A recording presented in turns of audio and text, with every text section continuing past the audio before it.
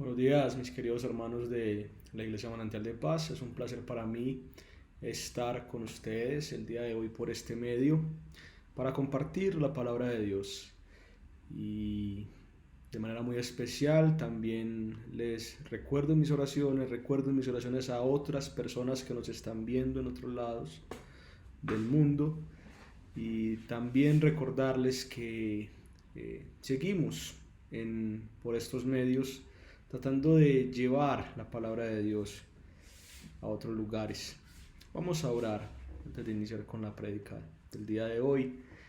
Padre Celestial, muchas gracias porque nos permites alabarte, exaltarte, bendecirte, porque podemos reconocer, Señor, en medio de nuestras dificultades, que tú has estado con nosotros, que nos sigues manteniendo, nos sigues sosteniendo.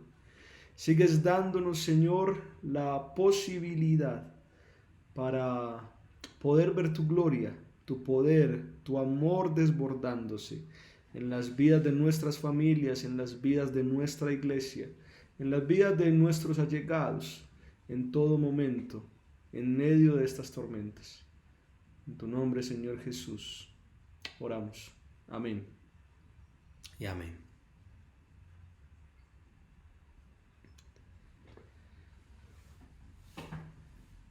Una comida con el Evangelio. Lo invitaron a comer. Jesús ya había recibido este tipo de invitaciones antes, pero esta vez la invitación corrió por parte de un personaje tan enigmático como irónico. Lo invitó a comer uno de los líderes fariseos. El día de la invitación tampoco es algo que se deba pasar por alto. La invitación a comer se hacía efectiva el día sábado. Y esto que nos cuenta amablemente el médico en Lucas 14:1 es a primera vista un tanto irrisorio. Permítanme explicarles por qué a aquellos que no tengan los datos suficientes. Jesús ya había tenido problemas con los fariseos antes de esta invitación, según el médico Lucas. No es que Jesús quisiera montar alborotos en contra de ellos, pero cuando se trataba del día sábado, los fariseos tendían a ser muy estrictos con lo que se debía hacer o no en ese día. Al fin y al cabo, este grupo era considerado por la gente de los alrededores como uno que sentía con mayor honra no solo cumplir con las leyes que Dios le había mandado a Moisés, sino también seguir con las indicaciones tradicionales que sus grandes maestros del pasado les habían prescrito en cuanto a las leyes divinas.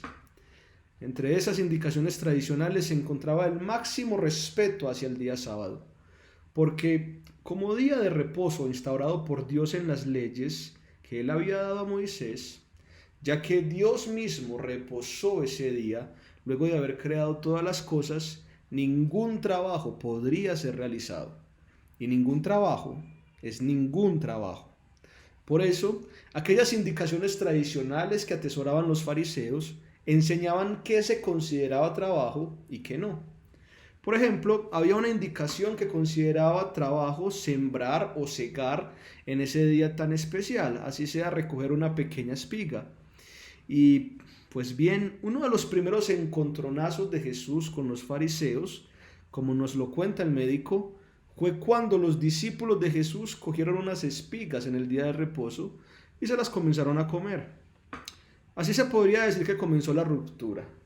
Los fariseos se acercaron a Jesús, yo presumo que amablemente, a preguntarle por el siniestro, y Jesús, conocedor del Antiguo Testamento, les recuerda que una vez el mismísimo rey David, cuando tuvo hambre, entró en el templo y comió de los panes sagrados que estaban allí, algo sumamente prohibido.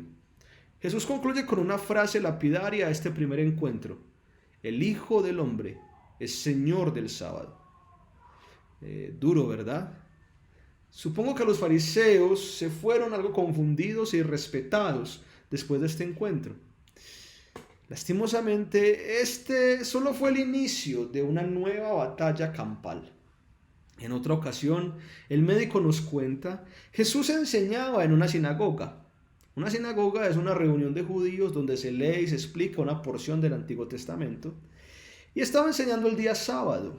De repente, Jesús vio a un hombre con una mano seca.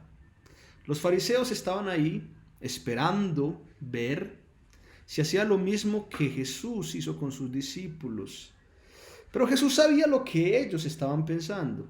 Por eso, de manera drástica, interrumpió su enseñanza y pidió al enfermo acercarse. Cuando lo tenía lo suficientemente cerca, alzó la voz para decirle a su público: ¿es lícito o no es lícito salvar una vida el sábado? Jesús miró a su público esperando por una respuesta que nunca llegó. Y en medio del silencio solo se escuchó la voz del carismático predicador diciéndole al enfermo: extiende tu mano. El enfermo lo hizo y su mano se sanó. La reacción de los fariseos, ya no de confusión, sino de la más extrema ira, de esa que te hace preguntar, como en efecto le sucedió en esos momentos: ¿cómo nos bajamos a este man? Desde ahí, ya el día sábado no era el único lugar ni el único tiempo donde estaban los fariseos observando a Jesús de manera taimada. No, ya esto se había convertido en un trabajo mayor. Ya el trabajo de fin de semana pasó a ser un trabajo de tiempo completo, no sé si con todas las prestaciones laborales, en donde el objetivo se había convertido en uno solo: hacer caer a Jesús en algo que diga o haga. Conforme el ministerio de Jesús estaba avanzando, estos vigilantes se hacían cada vez más profesionales. Iban recogiendo y recabando información sobre cómo sanaba, sobre cómo liberaba personas del control de los demonios, sobre cómo alimentaba multitudes, sobre cómo enseñaba parábolas, para dónde mandaba a los discípulos, para dónde se iba a orar. Es decir, tenían en cierto sentido montada la red de inteligencia más especializada de la región en contra de un maestro itinerante en tiempos de Palestina. Ese es precisamente uno de los puntos que va generando y alargando más la fisura que había entre Jesús y los fariseos. Y precisamente uno de esos días que no eran sábado, de manera enigmática, un fariseo cualquiera invita a Jesús a comer en su casa. Aclaro que esta no es la comida a la que me refería al principio de esta prédica.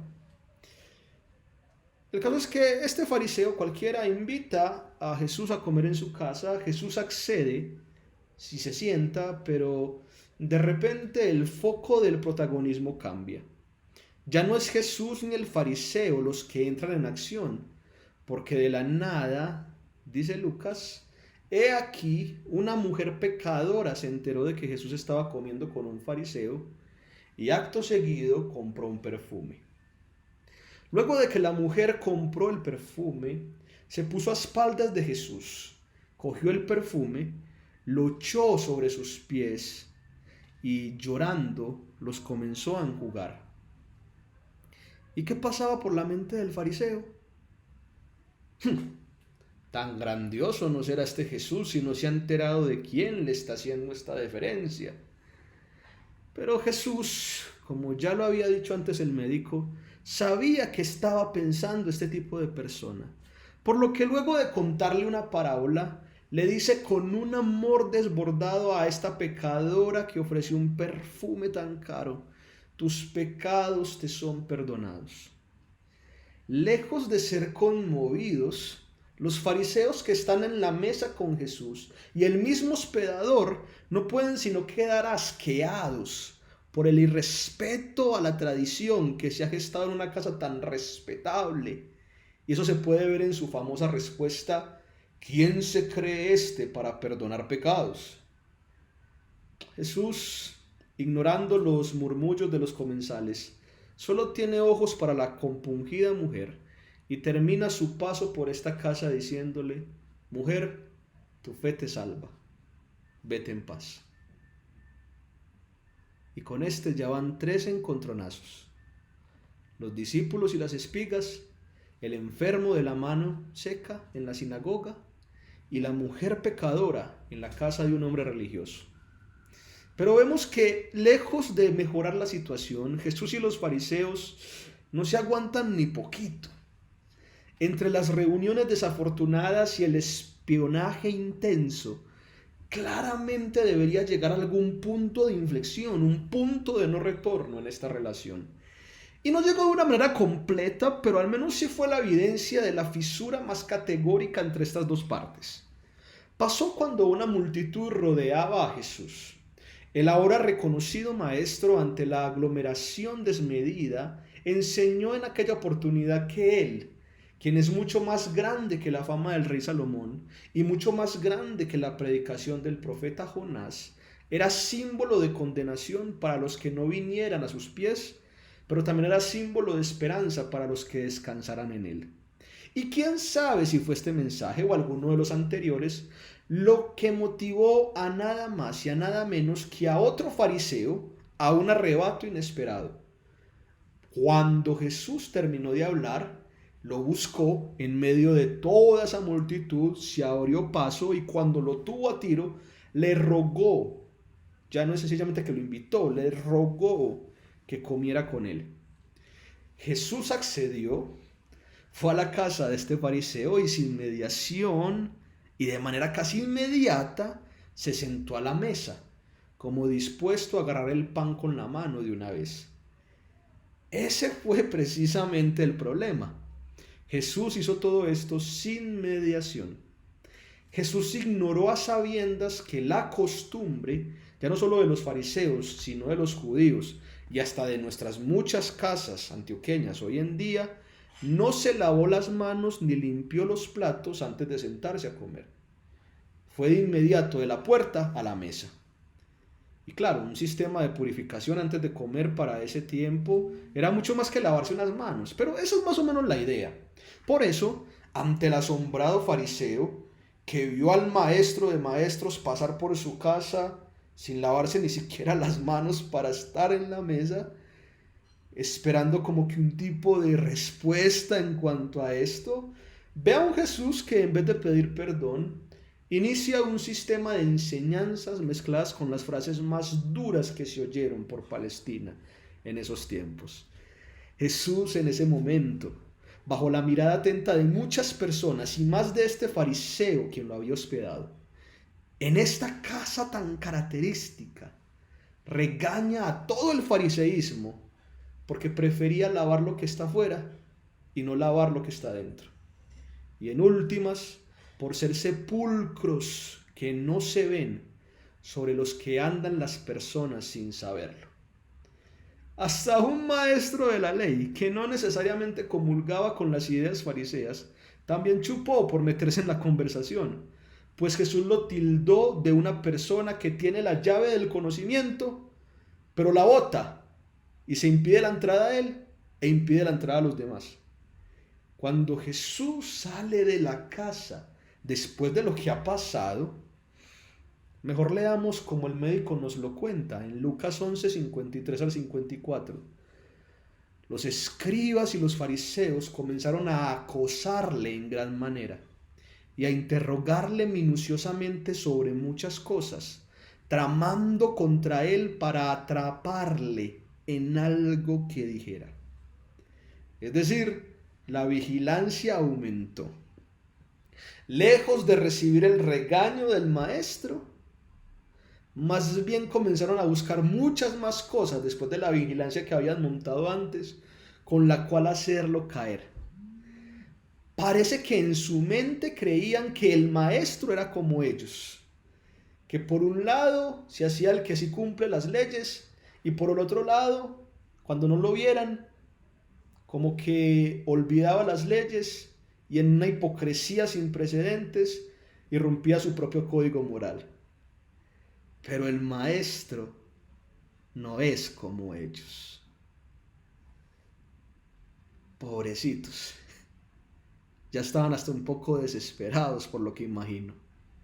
En ninguna cosa habían atrapado a Jesús diciendo algo y haciendo otra cosa completamente diferente. En ningún momento. Es más, alguien que lee por primera vez los recuentos del médico Lucas diría que este evento tuvo que haber sido el parteaguas. Si había alguna posibilidad de reconciliación entre Jesús y los fariseos, era esta. A primera vista, el fariseo que invitó a comer al maestro no tenía malas intenciones, solo era un fariseo más. Su sorpresa al ver que Jesús no siguió las purezas rituales a la hora de comer fue genuina. No hay pizca de mala intención en el relato, pero Jesús no lo vio así. Jesús vio este evento como la oportunidad de dejar en claro lo lejos que Él está de este grupo de religiosos. Y entonces las negociaciones tuvieron que haber finiquitado estrepitosamente. Por si fuera poco, luego de este evento, de cara a las multitudes, como si el anterior acto no hubiera quedado lo suficientemente claro, Jesús da el puntillazo final a esta relación con una sentencia que primero escucharon sus discípulos y luego escucharon las demás personas que se aglomeraron para escuchar sus enseñanzas, en donde Jesús dijo: guárdense de la levadura de los fariseos, que es la hipocresía, porque no hay nada encubierto que no haya de revelarse. Es claro que la sentencia recoge el sentimiento de la ahora popular maestro. Lo que él no puede soportar es la hipocresía de estas personas que se esconden entre sus leyes, sus protocolos, sus lógicas, sus tradiciones, con el fin de ganar fama y estatus delante de quien se la deben ganar, pero dejando a los que realmente necesitan de ayuda en las peores condiciones. De una manera más directa posible a lo que acabamos de acotar, se encuentra ahora un acto más. Añadámosle más leña al fuego. Un acto en donde no solamente vemos la contraparte de los fariseos, sino la contraparte de un sistema legal inundado por este tipo de enseñanzas. Y lo que pasaba es que luego de la desafortunada invitación a la casa de aquel fariseo, Jesús queda un día sábado enseñando en una sinagoga, como ya lo hizo en otra ocasión, y como en esa misma ocasión, interrumpe su prédica para llamar a una mujer. El caso de esta mujer es especial, porque no es alguien que haya estado ahí por una enfermedad momentánea, no. Ella llevaba con un problema de espalda que había sido causado por un espíritu demoníaco durante, escuchen la cifra, 18 años. 18 años.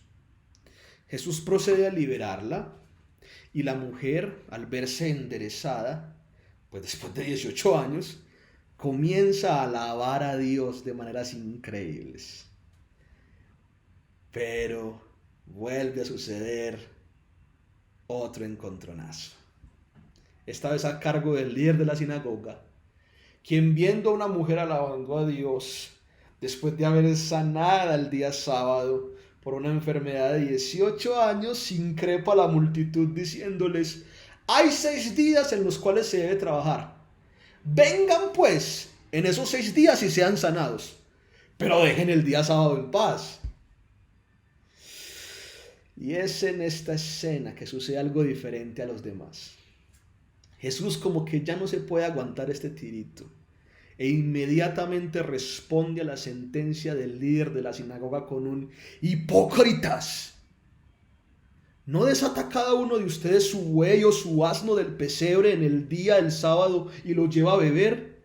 Y esta que es hija de Abraham, a la que Satanás ha tenido atada durante 18 largos años, ¿no debía ser libertada de esta ligadura en el día sábado?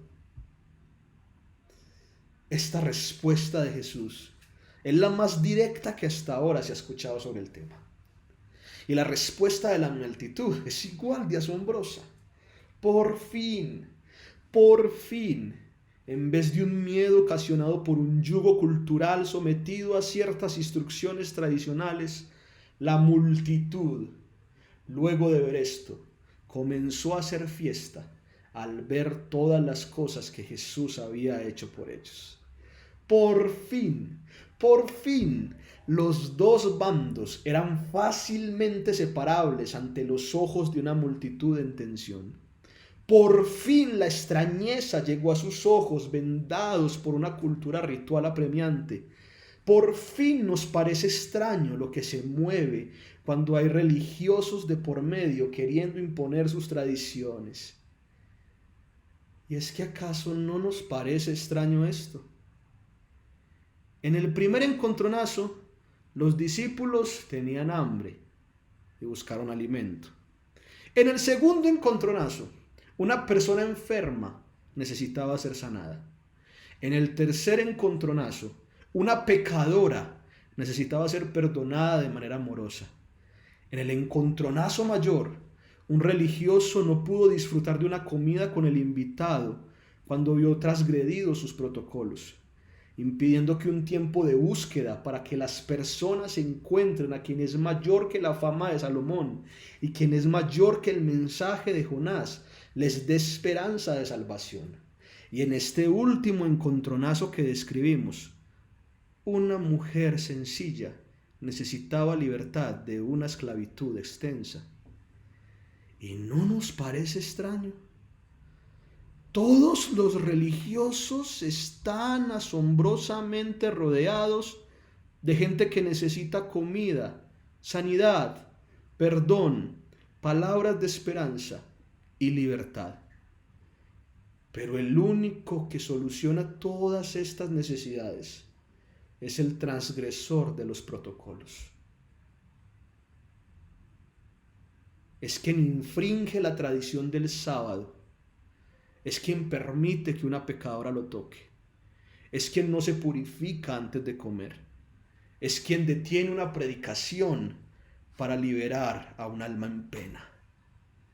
Él es quien salva a quien lo necesita, independientemente de que los protocolos lo impidieran. Tan diferentes son Jesús y los fariseos, tan diferentes son Jesús y los religiosos. Estos son capaces de dejar morir a los necesitados con tal de no transgredir sus códigos y servir conservando su estatus. Pero a aquel, el estatus le vale un huevo con tal de salvar a alguien. ¿Acaso no vemos lo diferentes que son? Los primeros son capaces de hablar de una ley que aboga por el prójimo mientras les convenga. Pero el segundo es capaz de transgredir las conveniencias de las tradiciones de esa ley para alcanzar al prójimo. ¿Acaso no vemos lo diferentes que son? Los pulcros religiosos son hipócritas, pero Jesús, el public enemy, el azote de la cultura, a pesar de ser odiado por muchos, nunca vendió sus principios. ¿Qué más necesidad tendríamos de eventos desafortunados, de invitaciones que no van a ningún lado, de diálogos infructuosos, de predicaciones agridulces? Ya, médico, ya nos quedó claro, Jesús y los fariseos son diferentes. Y sin embargo, a pesar de todo lo que ya se había gestado, lo invitaron a comer. Pero esta vez la invitación corrió por parte de un personaje tan enigmático como irónico. Lo invitó a comer uno de los líderes de los fariseos. Y como en los primeros momentos de esta relación acérrima, el día de la invitación tampoco es algo que se deba pasar por alto.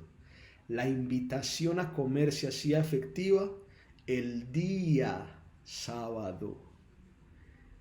Y esto que nos cuenta amablemente el médico en Lucas 14:1 es a primera vista un tanto irrisorio. ¿Ya entienden por qué? Ahora leamos lo que sucedió.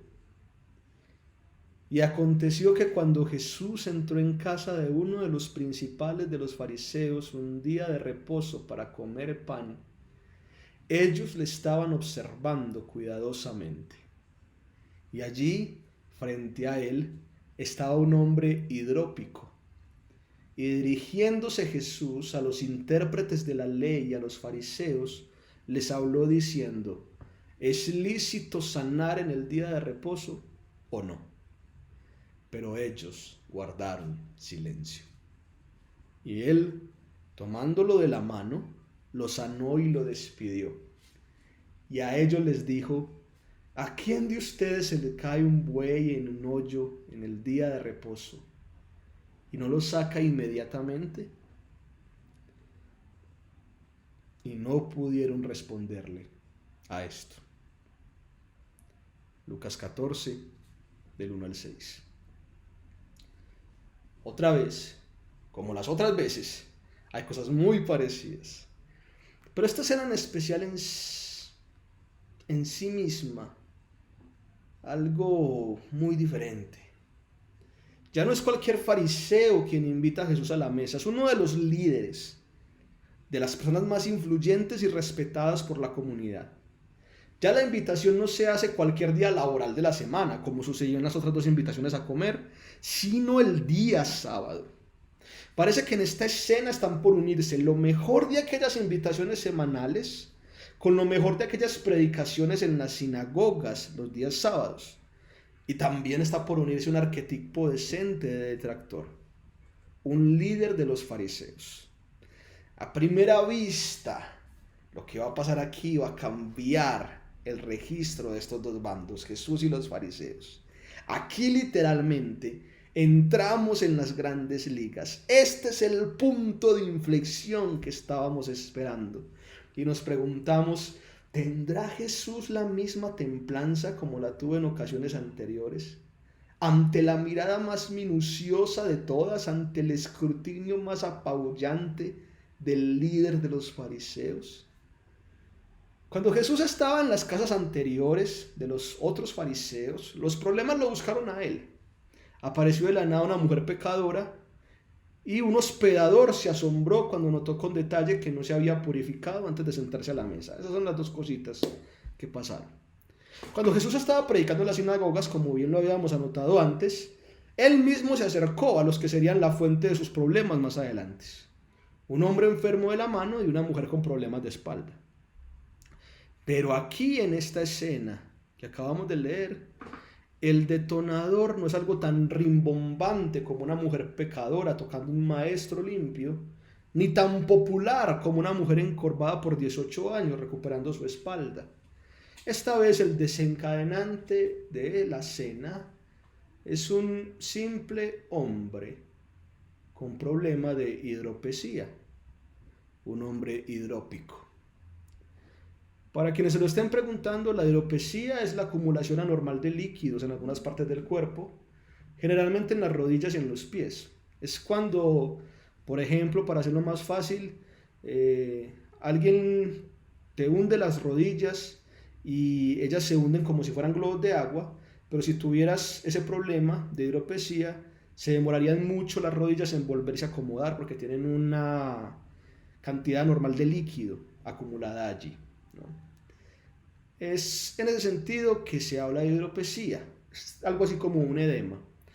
La hidropesía no es una enfermedad como tal, sino que indica el mal funcionamiento de un órgano en el cuerpo humano, como lo pueden estar los riñones o el corazón. Hay algo que no está funcionando bien en algún órgano. El caso es que este indicio de enfermedad para aquel tiempo le sucedía con notable facilidad a personas indigentes o marginadas, que se mantenían casi 16 horas al día sentadas pidiendo limosna.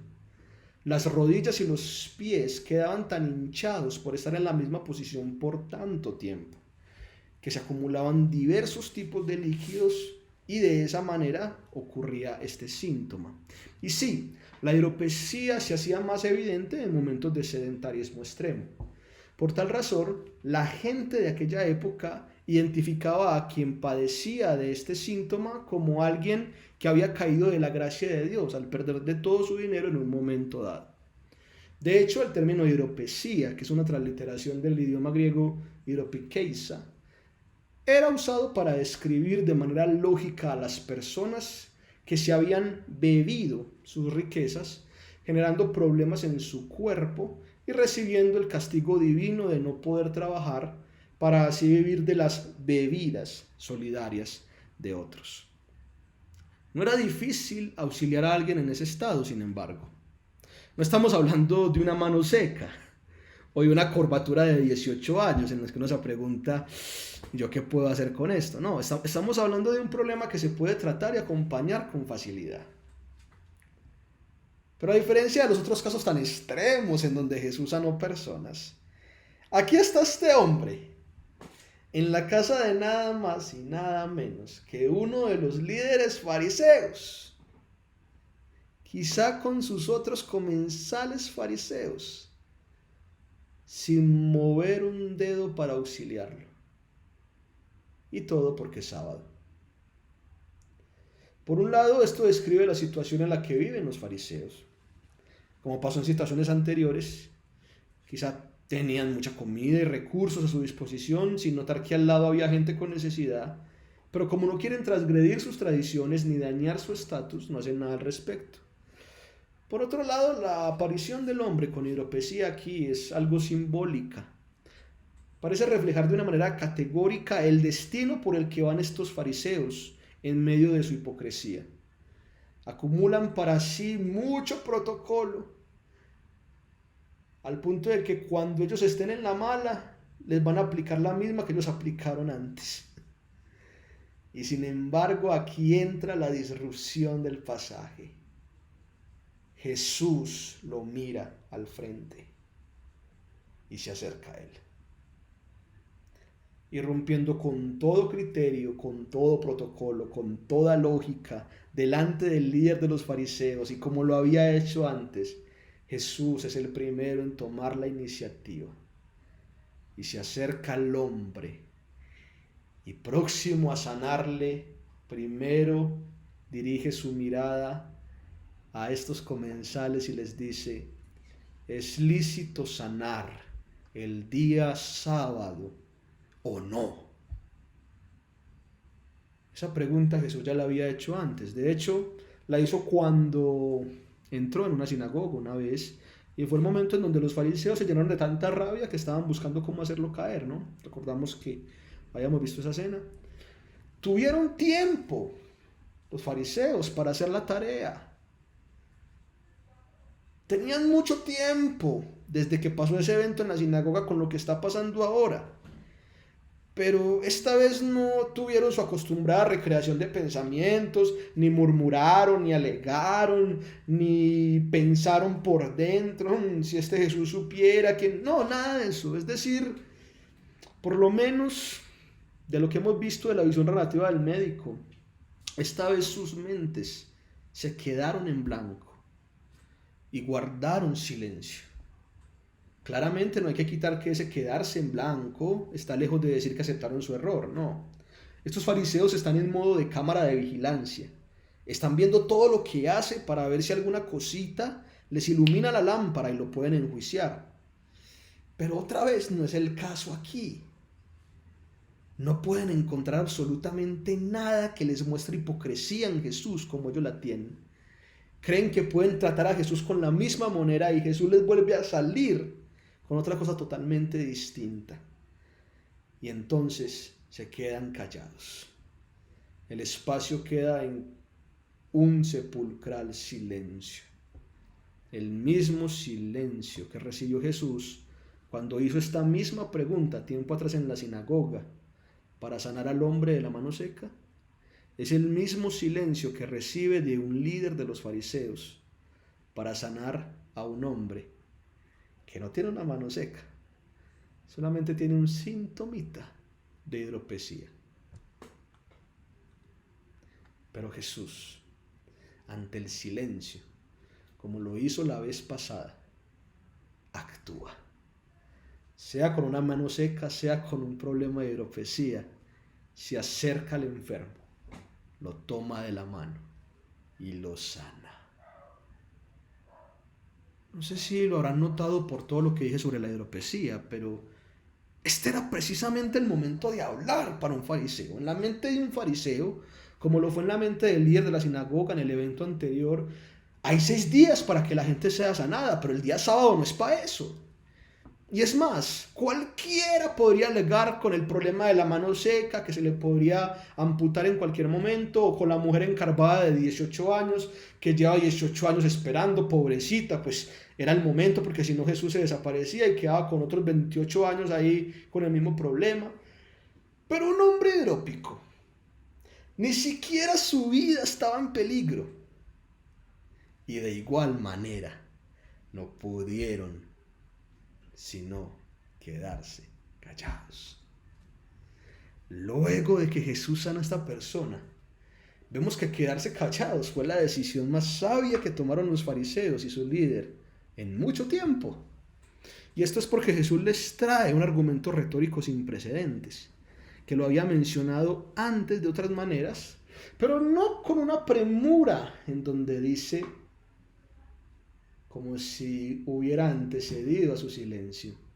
Que bueno, ¿a quién de ustedes se le cae un hijo o un buey en un hoyo en día de reposo y no lo saca inmediatamente? Y esto refleja nuevamente la diferencia radical entre un bando y otro. Para Jesús sanar un hombre que no tiene peligro de morir por un síntoma de una enfermedad que puede ser fácilmente tratada, es como que a uno se le caiga un higo de un pozo. Para cualquier persona, un edema podría ser una pendejadita. Para Jesús es tan importante que transgrede las tradiciones del sábado con el fin de sanarlo. Así de inmediato responde el maestro cuando ve a alguien en dificultad. Así la dificultad sea mínima. Su objetivo no ha cambiado y su templanza sigue tan cortante como antes. Frente a los ojos vigilantes de los fariseos que prefieren enmudecer, Jesús, delante del paredón cultural que se sigue desmoronando, ve a aquel a quien necesita simplemente como alguien que debe ser atendido de inmediato. Los protocolos son los que pueden esperar, no las vidas. Quienes deberían velar por las vidas de los demás, estos fariseos, abarrotados entre sus propios protocolos, han olvidado que lo importante es lo que el transgresor que tienen delante les quiere mostrar. La sanidad del enfermo es superior al protocolo del religioso. Y no creamos que Jesús está incumpliendo la ley de Moisés, no, sino que al contrario está interpretando su corazón con una sabiduría sin precedentes. Pero este Jesús sí transgrede la cultura y vuelve a demostrar en esta comida lo que es el verdadero evangelio, aquello que no debemos olvidar. Ante nuestra situación protocolaria que nos hemos inventado, ante nuestra cadencia de buscar excusas para no ayudar, ante las situaciones complicadas que amenazan nuestra integridad, las cuales reforzamos con la lógica de la tradición, por favor, mis hermanos, nunca olvidemos esta comida del evangelio, en donde el transgresor de los protocolos ve al necesitado y lo ayuda. Tan simple como eso.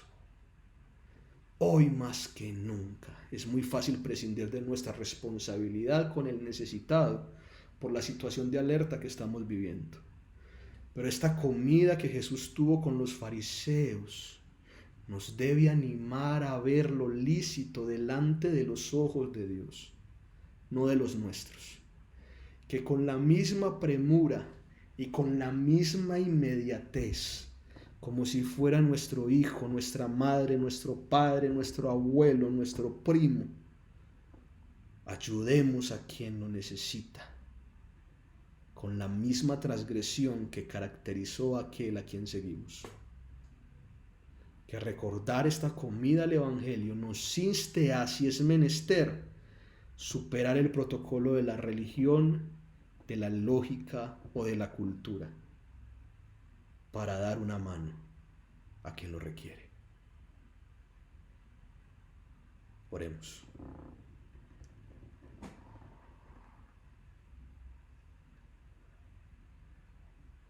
Padre, no nos permitas escudarnos en el protocolo, ni en la tradición, ni en la lógica, ni en la cultura. No nos permitas poner trabas a la hora de ayudar a alguien.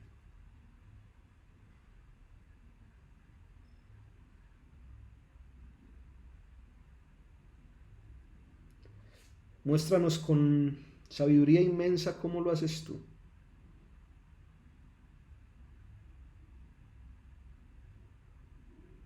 Con sabiduría inmensa cómo eres capaz de estar con el mismo temple frente a una cultura que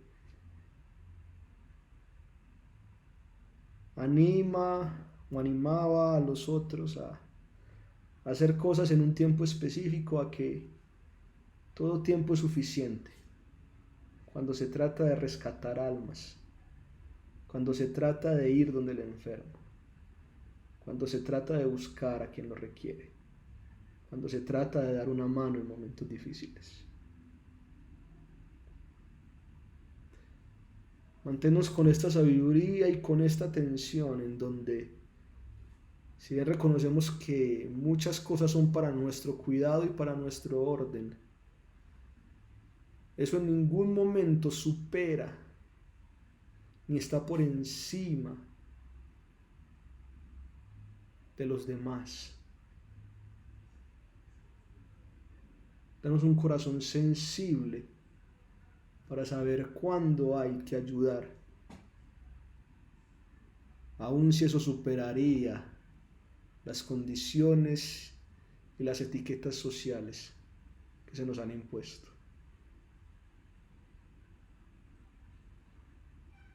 Ayúdanos a transgredir las tradiciones para cumplir con el corazón de tu ley. En tu nombre oramos. Amén.